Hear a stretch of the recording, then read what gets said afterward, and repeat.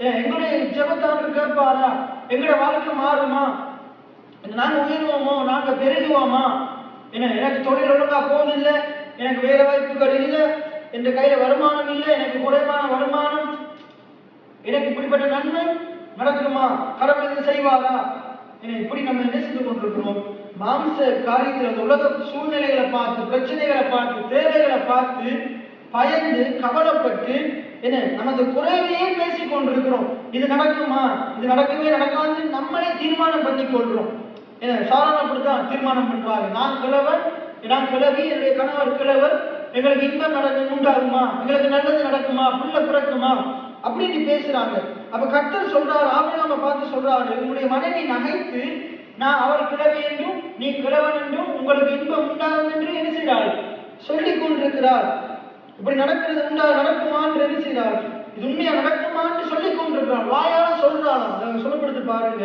அப்பொழுது கர்த்தர் ஆபிரகாமை நோக்கி 11ஆம் வசனம், சாராள் நகைத்து, எல்லாம் சொல்லுங்க, சாராள் நகைத்து நான் கிழவியா இருக்க பிள்ளை பெறுவது மெய்யோ என்று சொல்வானே. சாராள் வாயத்திலிருந்து என்னத்தை பேசுறாள்? கர்த்தருடைய வார்த்தையை பேசாம, கர்த்தர் சொன்னதை பேசாம, அவளுக்கு நடக்கிற அநியாயத்தை பேசுறாள், அவளுடைய குறைவுகளை பேசுறாள், அவளுடைய பிரச்சனையை பேசுறாள், அவளுடைய சூழ்நிலைகளை பேசுறாள். எதை பேசணும்? நிச்சயமா கர்த்தர் சொன்னபடி ஒரு உற்பவ கால திட்டத்தில் எனக்கு குமாரன் இருப்பான். எத்தனை பேர் ஆமேன்னு சொல்றீங்க? அப்படித்தான் பேசி இருக்கோம். நீங்களும் பாருங்க எப்படிப்பட்ட வார்த்தைகளை பேசுறீங்க. அடுத்தது கர்த்தர் சொல்றாரு பாருங்க, கர்த்தரால் ஆகாத காரியம் உண்டோ? கர்த்தர் சொல்றாரு, என்ன சொல்லுங்க? கர்த்தரால் ஆகாத காரியம் உண்டோ? கர்த்தரால் ஆகாத காரியம் உண்டோ? இப்படித்தான் பேசியிருக்கோம். கர்த்தர் கேட்கிறார், கர்த்தரால் ஆகாத காரியம் உண்டோ அப்படின்னு என்ன சொல்ல வர்றாரு? நான் சொன்னபடி ஒரு உற்பவ கால திட்டத்துல உனக்கும் உன்னுடைய மனைவிக்கும் ஒரு குமாரனை தர வல்லவரா இருக்கிறார். எத்தனை பேர் ஆமேன்னு சொல்றீங்க? உனக்கும் உன்னுடைய மனைவியாக சாராளுக்கும் ஈசாக்கை தர என்னால் ஆகும் என்று சொல்றார்.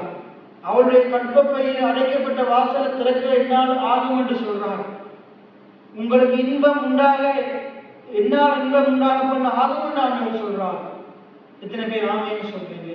நீங்க முதிர் வயதிலேயும் நீங்க கனி கொடுக்கிற விதமா மாற்ற என்னால முடியும் என்று கர்த்தர் சொல்றார். கர்த்தர் சொல்றாரு பாருங்க, கர்த்தரால் ஆகாத காரியம் உண்டு, உற்பவ கால திட்டத்தில் உன்னிடத்துக்கு திரும்ப வருவேன், அப்பொழுது சாராளுக்கு ஒரு குமாரன் இருப்பான். அப்ப சாராள் சொல்றாங்க, இல்ல நான் நகைக்கல, நான் சிரிக்கல, அப்படி பேசல,